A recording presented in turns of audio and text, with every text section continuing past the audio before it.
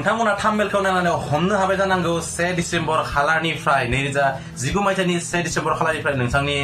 गारियाव फास्टेग नोंथांमोना लगायनांसिगोन नाथाय नोंथांमोना नोंथांनि माबायदि गारियाव फास्टेगखौ लगायनांगौ बेनि सायाव जोङो सावरायगोन लोगोसे फास्टेग लगायबा मा जायो आरो फास्टेगखौ बबे जायगायाव इउज खालामो आरो बेनि अनगायैबो लोगोसे फास्टेग नोंथांमोना बबेयाव मोनगोन बेखौबो सावरायगोन आरो मा गारिनि थाखाय एबा मा फिजिकेलनि थाखाय फास्टेगआ गोनांथि लोगोसे फास्टेग लगायब्ला जों मा सुबिदा मोनो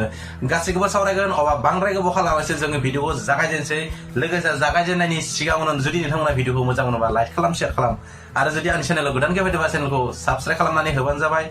लोगोसे कमेन्टबो खालाम जुदि माबा मोनसे सोलोंदो बा माबा मोनसे बुजिदोंबा कमेन्ट खालामनो दाबा अब्ला लेट्स गो एन्ड स्टार्ट फास्टेगआ जाबाय ओरैबायदि मोनसे मुवा जेब्ला नोंथांमोना मोनसे राजा लामायाव नोंथांमोना गारिखौ सालायलांगोन अब्ला नोंथाङा राजा लामानि मोनसे टेक्स होनांगौ आरो पस्ट थायो चेक पस्ट थायो आरो बेयाव नोंथांमोना फास्टेग एबा नोंथाङा टल टेक्स होनो गोनां बे टल टेक्सआ दा मेनुएल सिस्टेमै जोंनि जि टल टेक्स लादो आरो बे टल टेक्सखौनो इलेक्ट्रिकेल सिस्टेमाव एबा रेडिअ फ्रिक्वेन्सि आइडेन्टिफिकेशन जायखौ बुंनाय जायो बे सिस्टेमाव खालामनो थाखाय नोंथांनि गारियाव नोंथाङा 1 डिसेम्बर खालारनिफ्राय फास्टेग लगायनांगोन आरो बे फास्टेगआ नोंथांनि गारिनि सिगांथिं नोंथांनि ग्लासाव एबा नोंथांनि गारिनि सिगाङाव लगायनाय थागोन आरो बेखौ नोंथाङा जेब्ला चेक पस्ट मोनगोन एबा राजा लामानि नोंथाङा जायखिजाया मोनसे गेट मोनगोन जाय गेटआव नोंथाङा टल टेक्स होनांगौ आरो बे गेटआव मोनहैनायनि सिगां 25 मिटारनि सिगांनो नोंथांनि गारिखौ रेडिअ सिगनेल एक्टिभिटि सेन्सारा सेन्स खालामगोन जायनि थाखाय नोंथांनि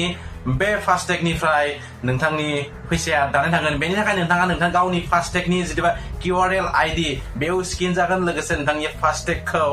नोंथांनि गारिनि जि फास्टेग नोंथांनि मुङाव थागोन बेखौ नोंथाङा गावनि सेभिं एकाउन्टजों लिंक खालामना लानांगोन नङाबा नोंथाङा बेयाव रिचार्ज खालामनानै लानांगोन आरो बेनि थाखाय नोंथाङा रिचार्ज खालामना लाबानो जाबाय बेनि उनाव नोंथांनि लामानि जे गारि नोंथाङा ओंखारनाय आरो नोंथाङा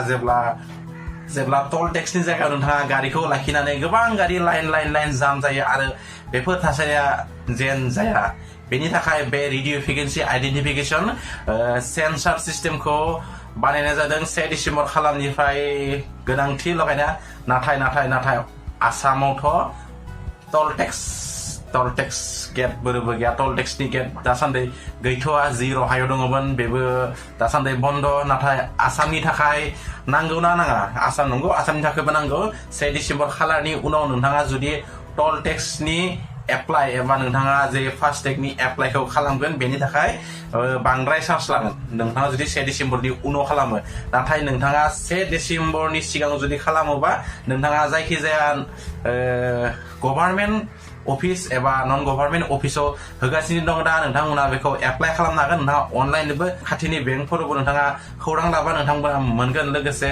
टल टेक्स एबा फास्टेगखौ होनायनिफ्राय जोंहा मा मुलाम्फा जायो फास्टेगखौ जेब्ला जोङो होयो एबा फास्टेगखौ जोंनि गारियाव लगायनायनि उनाव फास्टेगनिफ्राय फैसाया जेब्ला दाननाय थाङो अब्ला नोंथाङा जाय लामाजों सालायदों गारिखौ सालायदों बे लामानि डिसिप्लिन मेनटेन जायो आरो लामानि जि खामानि बेयो खामानिया रिपेयारिंनि खामानियाबो मोजां जायो आरो थासारिया मोजां जायो लामाफोराबो मोजां थायो बेनि अनगायैबो फास्टेगआ बबे गारियाव गोनांथि आरो बबे गारियाव गोनांथि नङा साननो गोनां खोथा नङा होमबा नोंथाङा जुदि साखा मोननै एबा साखा मोनथामनि गारि दं अब्ला नोंथांनि थाखाय दासान्दि फास्टेगआ गोनांथि नङा नाथाय नोंथाङा कारनिफ्राय ट्राक जेमानिथिं दङ 4 व्हिलारनिफ्राय सायाव नोंथांनो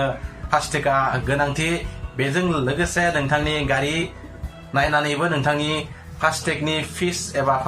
टल टेक्सआव नोंथांनि फिसखौ बेबायदियै दाननाय जागोन अब्ला दिनैनि भिडिअआ बेखिनियानोमोन जुदि भिडिअखौ मोजां मोनोबा लाइक खालाम शेयार खालाम आरो गोदाननि फैदोंबा चेनेलखौ साबस्क्राइब खालामना दोन मानोना साबस्क्राइब खालामनाय नोंथांनि जेबो जाया नोंथांमोना बेबायदिनो गोदान भिडिअ नोंथांमोना आंनि चेनेलाव नुनो मोनगोन अब्ला खेबसे लाइक खालामना हो लोगोसे खाथिनि बेल आइकनखौबो बुनानै दोनबानो जाबाय साबस्क्राइब खालामनानै अब्ला नेक्स्ट भिडिअ मोनसे गोदान मोनसे टपिक लानानै नोंथांमोनखौ लोगो मोननाय बिदिनो दिनै एसेयावनो नोंथांमोननि सेरनिफ्राय आं